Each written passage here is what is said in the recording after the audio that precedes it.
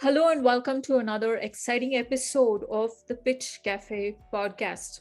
Today we have with us a very special guest because she is a globe trotter. It's hard enough for us to immigrate from India and settle down in the US and get through the hassles of being an expat entrepreneur. But our guest today has done this pretty much for the last 2 decades, and she is a mom of 3 kids. How does one get to be a super in demand life coach, be a mom of 3 kids, and also learn to launch themselves across more than 3 different continents? This is all I wanted to know. But when I started talking with my guest today, Manisha Mirchandani, we hit it off so well that we became really best buddies. Without further ado, let's bring on Manisha Mirchandani, this fascinating woman who has a lot to share about succeeding in life, adapting in life, and most importantly, being yourself and being happy. Welcome to the show, Manisha. Welcome to the podcast.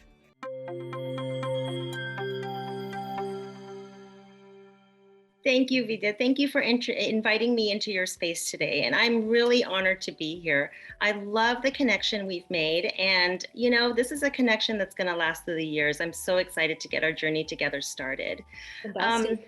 Yeah. So, you asked me about how I do this and what this is that I'm doing and who am I. Yes, I'm a mom of 3 boys. One has started his career, one is in college, and one is in high school.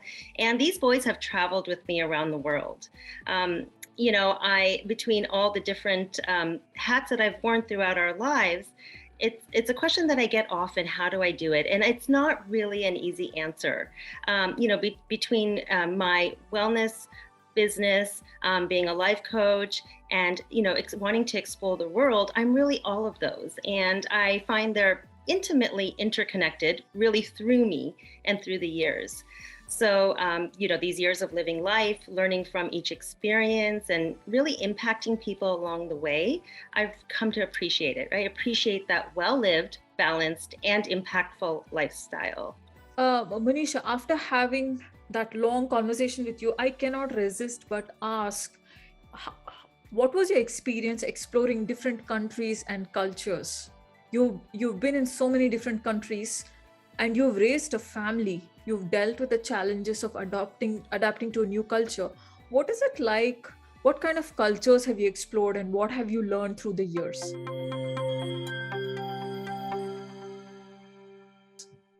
Yeah, that's a deep question. Thank you so much for taking an interest in my journey again. I was born in London. That's where my parents were living when I was born, and moved very quickly to Canada. And I spent my childhood years in Canada.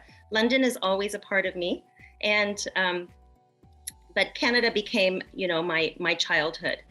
At some point during my childhood, my parents moved to the US, specifically to California. And this is where I started turning into an adult, right? This is where I became a young adult.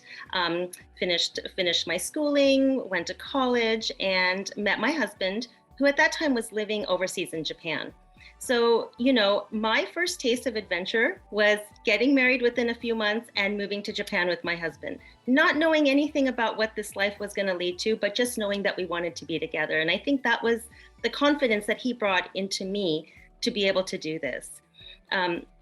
Between our Japan and Singapore stays, we had a child. We came back to the US to have our first child. And he was born here in California. And within 2 months of him being born, we were actually moving to Singapore. So Singapore gave me a lot. It was, where I was a new mom. Singapore is relatively easy to live. English is the first language, and it's cultural heaven. So between all the different cultures in Singapore, I was able to find my space as a new mom, feel really confident in just being able to, live a life as the three of us, as a very solid family. And over that 2 years, had my second baby was born. So he was born in Singapore. we did a little bit of moving back and forth, moved back to Taiwan, moved back to the US, and then moved to Taiwan. In Taiwan, when I had my two little boys, that's when I started thinking again about getting back into my career. Those were my career forming years where I sat down and started journaling and started thinking of what I wanted to be, when I came out of this expatriate world. Well, before I was married, I was actually a stockbroker. So I was thinking I wanted to stay in that financial space. So I came back from Taiwan as a financial planner. Investments, insurance, estate, succession planning, I just loved it. It was exactly where I wanted to be, helping people with their finances. Well, very quickly enough, and I should have known, but my husband got another job in Japan. So we returned to Japan. During that time, I chose to have a third child. So a third baby was born. And I wasn't working in my financial space. I actually started a small creative company covering Japanese boxes with Japanese paper. And I created an entire business out of that. I knew I wanted to be around people. Well, we soon moved back to the US and I certified myself as a health and wellness coach. And that's really where everything started changing for me. My kids were now older. One was going to college. And I realized that I needed that next step in my life. I needed something that was going to stay with me if my husband ever told me we were going to move again. And lo and behold, he told me we were moving to Shanghai. This is where the story gets really good. We moved to Shanghai, and I was very grateful that I was in the health and wellness space. Being a coach, I was able to work with my clients around the world, which was perfect for what I needed at that time in my life. Two more children being raised in Shanghai. At that time, I partnered with a lifestyle platform so that I could bring my clients more solutions and more actual products that they could incorporate into their wellness journeys. Well, as you know, living in Shanghai during the last couple of years, in 2020 specifically, became quite a thing. So we came back to the US to take a break from what was going on in Shanghai, but what we didn't realize that we were going to get stuck in California. So you've been through Shanghai, Singapore, California, the Europe. You've been through so many continents. And what was the one key takeaway for you after having explored so many cultures? What kept you going? What was that which kept you? You've never given up on work. You've always reinvented yourself. And today you're a life coach because that's what you're teaching. Apparently, you figured it out and now you're imparting that skill. What was one of the key takeaway for you from this kind of journey? Yeah, I think what I really realized in this journey was that working with people was what my passion was. So through this journey, I came to realize that I needed to help people be better, do better, feel better, live better. And so that's how I looked into life coaching. Last year during the pandemic, as I was working with my health and wellness clients, I quickly transitioned into life coaching because people needed more. Life coaching is a deep dive into what makes us get up each morning, right? So I like to think of myself as a professional who helps people make progress in their lives in order to really get that greater fulfillment day after day. So, as a life coach, aiding clients in improving their relationships, careers, and day-to-day lives. Yeah, and what was your greatest discovery? What keeps people going? What is the secret connecting everything and making sense in people's lives? What gives a purpose to people's lives? What's your greatest discovery? Yeah, that's a great question because people often don't know what they need. And what I realized through this was people need to take better care of themselves. In the last 2 years, it was such a stressful and anxious time for many. I mean, lives lost, both physically and mentally, really. We really lost ourselves. So many decisions that had to be made without knowing all the future impacts. So I really think that looking at the body as a whole, always working on your mind and body, keeping that self-care and self-love pouring in so that you can be there to give to others, to give to your passion, and to impact the world as you want.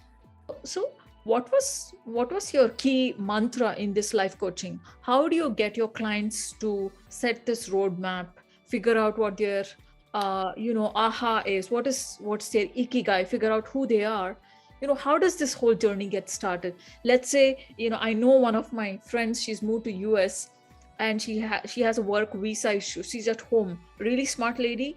And what would your advice be to her? She asks me this question all the time when I call her up. So what would you tell her? What's your magic mantra? Yeah, there are so many different situations that people come into, but I think in general, we have to look at our body as a whole holistic being, right? Mhm. Always be working on your mind and body. So again, it always does go back to keeping that self-care. So no matter where, your friend is looking to go in her journey, she needs to keep pouring into herself. And so that means finding those things that will keep her mind active. Always be active, right? Keep your body active as well. So don't ever let those lulls come in that you just feel like you just can't get up and you can't do anything because now you don't know what you're supposed to be doing. So it's whatever that means to you. Finding your why. Why do you get up in the morning each day? Find ways you can positively maybe impact others. Is that important to you? I would suggest starting to journal feelings every day, feelings and emotions. Maybe put a vision board up. A vision board is an extremely powerful Yeah. piece of art in our lives that Yes. we can look at and put it in a place where you can see it often, even if that vision is far, far from where you are now. So, and, really talking to a life coach to really hash it out, right? Because Yeah. once you can, the people in our own lives aren't necessarily the close people that we have emotional ties to, are maybe not the ones that can help us through this. We really need that third party. Like as a life coach, I like to say, I can look at people's lives from 3,000 feet above, Mhm. and look down on their lives and see maybe where, I'm not, as a life coach, we don't tell people what to do. We help them discover what to do through those discovery questions. And each Mhm. person is going to have slightly different questions. Right. Yeah. So, can you give us an example, so we wrap our head around what your day looks like as a life coach? What does a life coach do? If you can give one client example which you're comfortable sharing, that would be really useful. Yeah, absolutely. So when I start working with any clients, the first thing I do is I have a client do a self-assessment. Mhm. Self-assessment is really important because if you tell me your story and I assess you, that's not correct. You need to first assess how you feel in your own story. Mhm. So, first we do a self assessment. Once we've done that, we start working towards writing down some goals, some really smart goals that are not only attainable, but we have time frames on them. Mhm. What does your life you want your life to look like in 1 year? What do you want it to look like in 5 years? Mhm. 10 years even. And it Mhm. could be a real stretch for some people to think that way, but Mhm. once we do that, we actually give people hope. We give Yeah. When writing these gives hope. And once, if you're in a place where you're not seeing, like we would say, like the light at the end of the tunnel, you need to be able to see that tunnel going all the way through for years. And so that's what we do. So after we do that, we go ahead and set up some time frames. Do we need to meet once a week? Do we need to meet, twice a month? How often should we meet to talk about how a client is progressing through their goals? How close are you? Have you done the 3 or 4 things that you needed to do in this last week or in the 10 days? So in assessing that, now I'm assessing how they're doing on their journey. And once we can do that, we can adjust the goals. Maybe we've hit something too high. Maybe it's not doable. So we scale that back. And so a life coach is that person.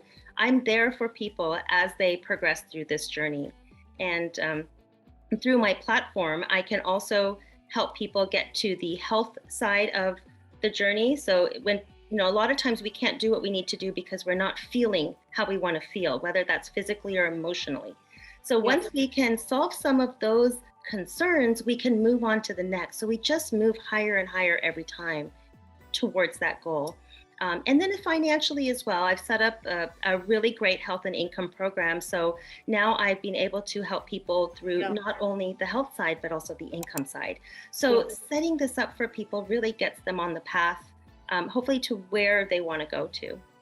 Fantastic. So Manisha, there is one question which I really want to ask you when I talk to you or when you talk about your clients. I sense that you are able to help people find their happiness and their peace. What is happiness and peace? How can somebody find that? As a life coach, what kind of message do you have to the audience here about this whole happiness and peace of mind thing? How does it figure in your life? And I think a lot of that does come up to your why. Why do you get up in the morning? What is it that you want to do with your life? How do you want to feel after you've accomplished certain things? And I think that's happiness to me. To me, happiness is feeling good, again, physically and mentally, and then feeling like you're on the path that you want to be on. So, we're happy when we're doing things that we want to do. So if you haven't defined those things that you want to do, then how do you define your happiness? And that's really, as a life coach, I help people define their why, and then we start working on the what they need to do to get there. Awesome. So find your why is the message I can sense from you. And it seems like a iterative, long journey where people, you cannot give up with small ups and downs. And Manisha, this is wonderful. The last half hour you spent with us, it was amazing.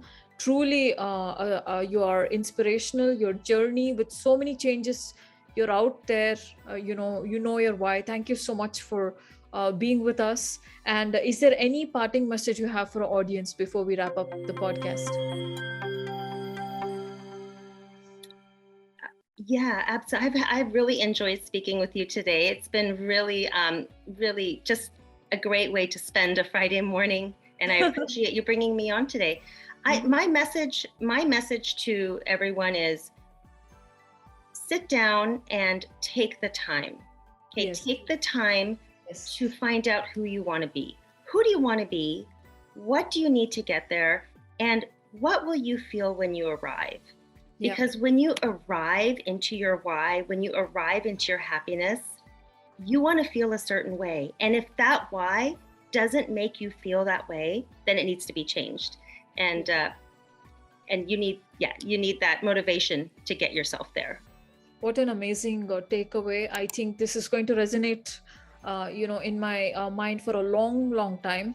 As I begin my journey in, life coaching, I look up to people like yourself. Thank you so much, Manisha. You're truly an inspiration, and we love to have you back. Thank you so much for being on the podcast.